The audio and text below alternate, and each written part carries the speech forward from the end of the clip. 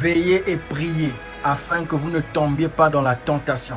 Matthieu chapitre 26, le verset 41. Les chrétiens des églises de réveil prient beaucoup, mais n'ont pas la connaissance de la parole. Ils ressemblent à des enfants qui sont zélés pour travailler à la maison, mais qui n'ont pas un bon professeur.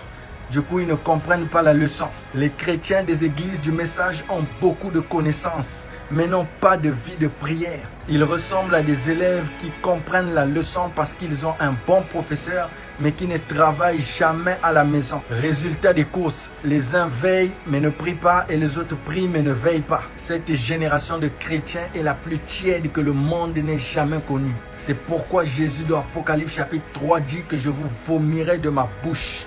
Or, en disant cela, il s'adresse à Laodicée. Et vous, vous faites partie de Laodicée. Vous parlez de réveil sans en avoir des caractéristiques. Montrez-moi les gens qui ont payé le prix par la prière et le jeûne pour engendrer ce réveil que vous prétendez avoir. Montrez-moi des païens à genoux devant la chair, en train de pleurer, de crier et d'implorer la grâce de Dieu à cause de leur vie de péché.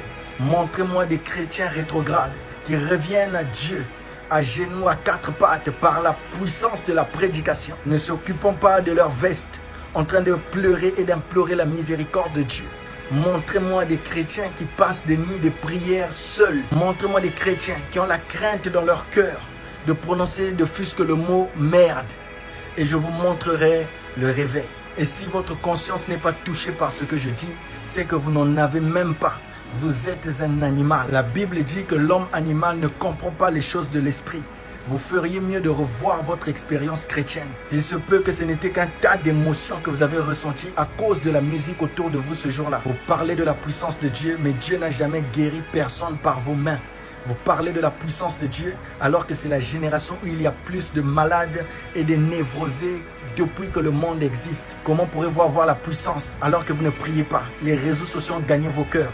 Et vous avez ajouté à cela la division. Un pentecôtiste ne peut pas aller prêcher dans une église du message et vice-versa, alors que c'est Christ qui vous réunit.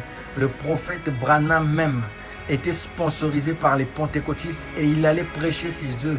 Répentez-vous.